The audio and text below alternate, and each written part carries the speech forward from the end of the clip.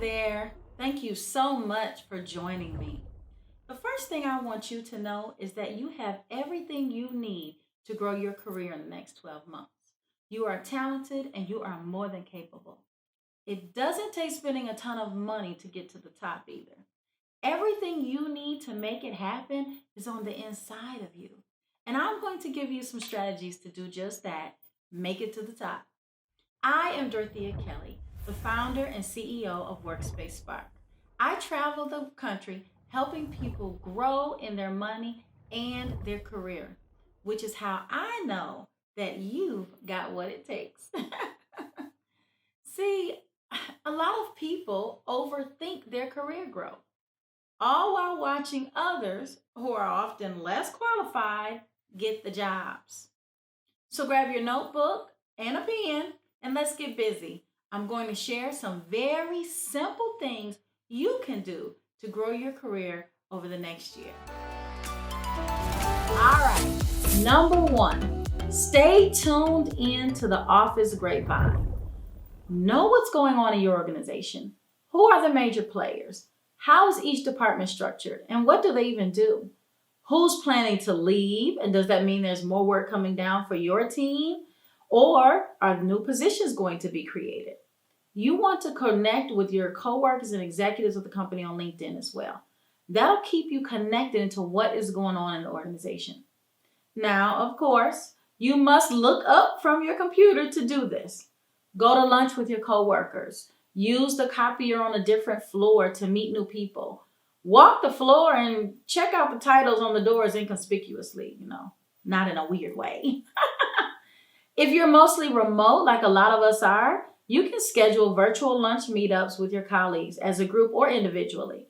Create get-to-know-you icebreakers during those calls. Just tell them you want to connect and get to know more people at the company. Most people are friendly enough and welcome additional interaction, especially in our remote work world.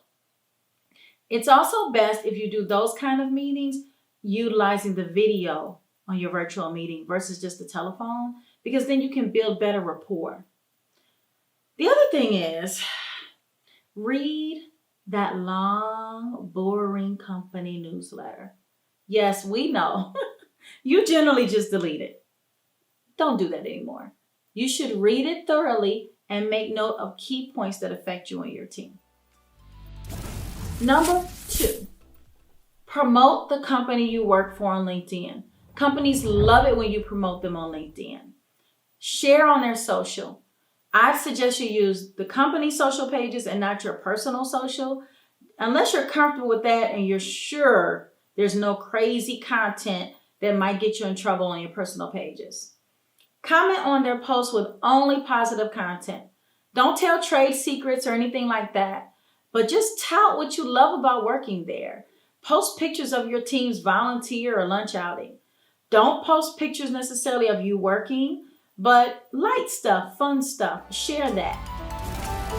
Number three, rock out your LinkedIn profile. Add your resume details, volunteer info.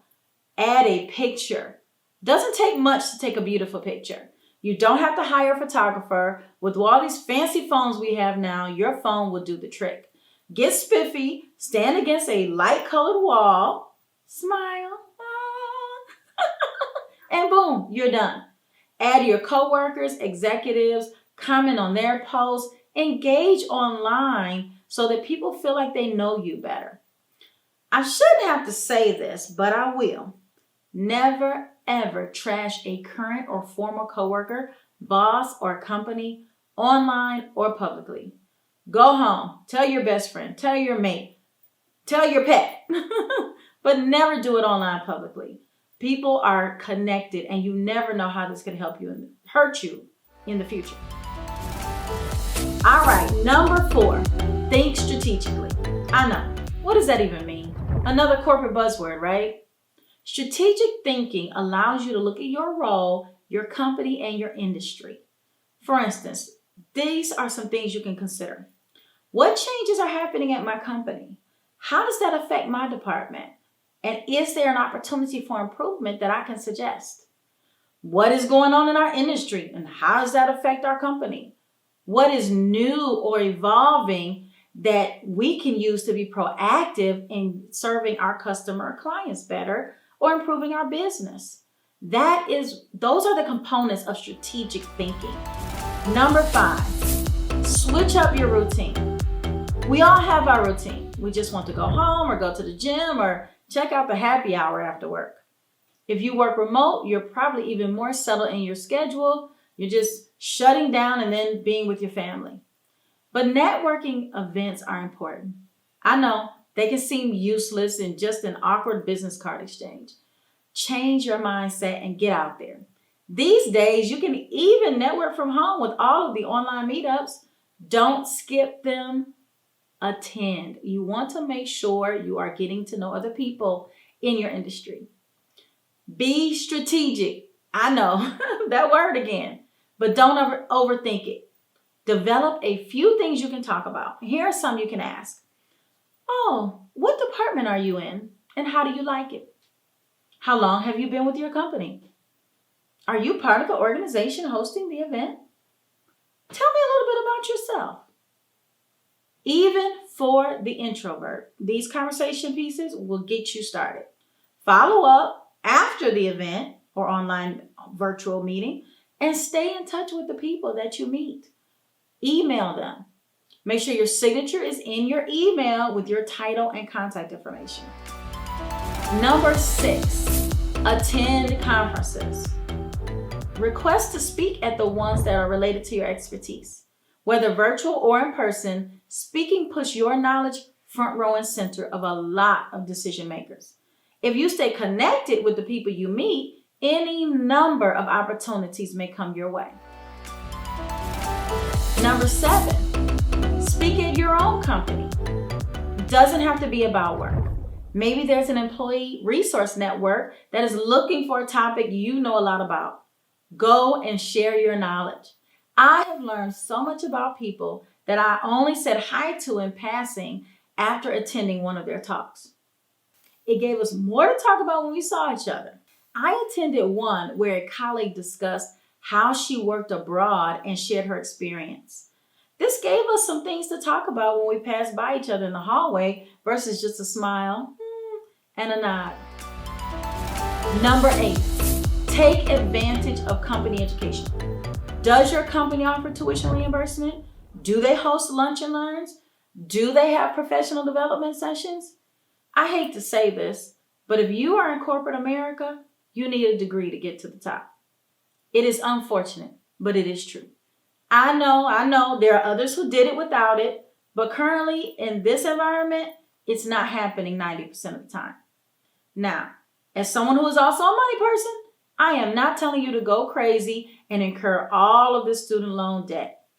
I'm speaking of people who work at companies who offer $4,000 and $5,000 a year in tuition reimbursement, which covers at least 2 classes. You never know when the tide will turn for you and you either want a new job or you are let go. It will be harder to find a job paying what you want to make without a degree if you have to move. I have worked with a lot of people who worked at a job 11 years, even 20 years, and they were let go and could not find a job making the same money with the same benefits because they did not have a degree. If your company doesn't have tuition reimbursement, just go slowly, paying as you go. And if you do take out loans, because a lot of us have to, right? Just take out the minimum. Now, in some fields, you don't need a degree, but you want to stay on top of your certifications. Make sure you are getting your industry certifications and required continuing education credits. So there is no excuse when it's time to ask for more money, a promotion, or look for another position. Let your leadership know that you are investing in yourself. Toot your own horn. When you meet with your boss or maybe in general conversation, weave in the fact that you took a good class on this topic or that topic. That tells them you are proactively investing in your own career and ups your stock with them. People want to help people who show initiative. Number 9, get a mentor. This can often be easier said than done. Some people end up being your go-to, though, without you formally asking them to be. Find someone who's in a leadership position. Maybe they have several people under them. Therefore, they have the experience to mentor you. There may be 2 or 3 people you can call. And you just tell them, say, hey, I have a couple of questions.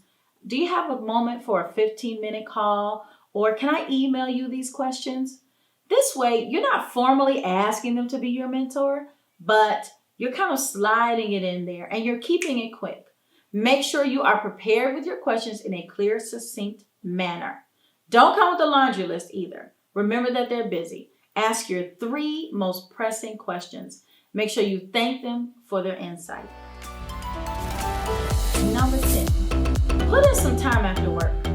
This one is one I believe people struggle with. I tell everyone that you cannot master your role in an 8-hour workday. Often there are meetings and work deliverables that suck up the workday.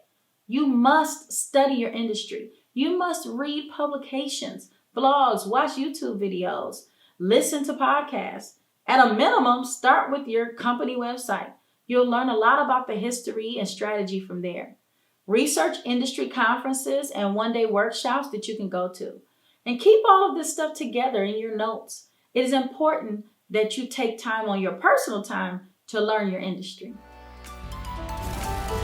Number 11, take notes. We've noticed that things have gotten easier, starting with college. Students don't even have to take notes anymore. There's a note bank. They can just pull from there and read those notes. Now, this is negatively affecting people in the work world. I've seen it myself. How many times have I been given direction and no one has a pen or notepad in their hand? Or I'm told, oh, I'll remember, only to have to repeat myself. Taking notes helps you retain the information. Reviewing and rewriting your notes allows you to digest and retain them. You should always reference your notes before going back to ask a question.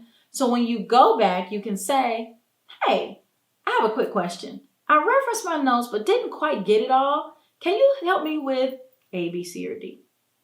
Be sure you have your notebook in hand and you can write down the answer that they give you. Every time you have a question or someone stops by your desk to give direction, there's a meeting, write down the answers to the questions, the background, or any additional questions and answers discussed. Call it old school or whatever you want to call it, but it works. And it makes you look like you're on point. Make your car your university. Whenever you are in your car, you can listen to career-focused podcasts or YouTube videos, TED Talks, or other experts related to your industry. Listen in between running errands and any other time you're in your car. This helps you bone up. This is some of that personal time that you're spending learning your industry and learning about your career growth that will go a long way for you. Number 13, use your downtime. Instead of scrolling through your social, read something useful related to your industry. Reread your notes that I told you to take. Reread those notes from those meetings. Make sure you grasped it. Check out industry online magazines and stay up to date on trends in your industry. Number 14, clean off your desk. Keep a sample size of cleaning supplies at your desk. Wipe it down, dust your monitor. No coffee rings, sticky, gooey stuff stuck to your desk. Ooh. Especially if you share a space, that's just gross. Make your desk neat before you go home at night. If your desk is junky and a mess, it just says something about you and it's not good. And this is super important if you're working remotely as well. It's easy just to leave your desk, or if you're working at your kitchen table, it's easy to just leave it as it is and start over the next day. Remember that your environment affects your productivity and mindset. So make it neat and ready for the next day. Number 15, hire a career coach. 1 hour with a career coach can help you see things a lot differently. They help with everything from your image and how you dress to preparing yourself for your next position. They have the expertise and experience to help you get to the next level. Sometimes we don't know what we don't know, and we stay in our own little bubble with our own thoughts. There's a whole world out there with information that will take your career to the next level. So give it a try. I'm not saying you have to purchase, again, the money lady here.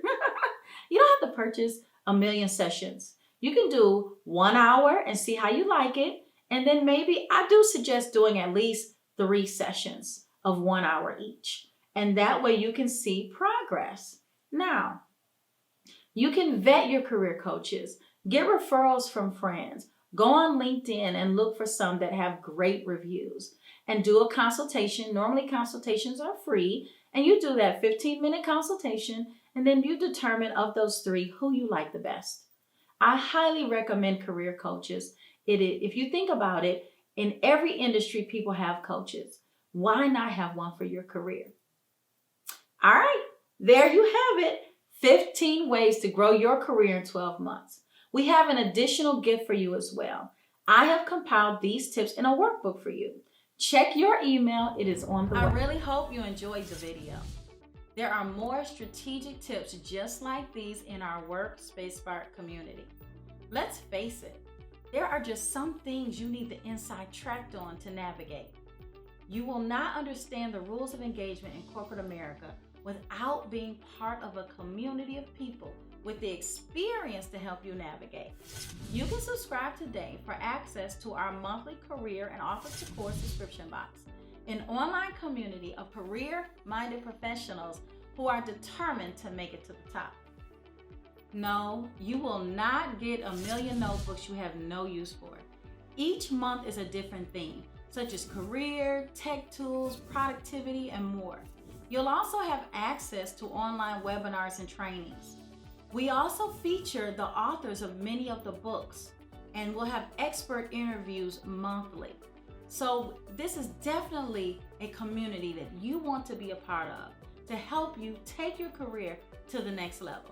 Subscribe today and get 20% off your first month of your subscription. Use the link below.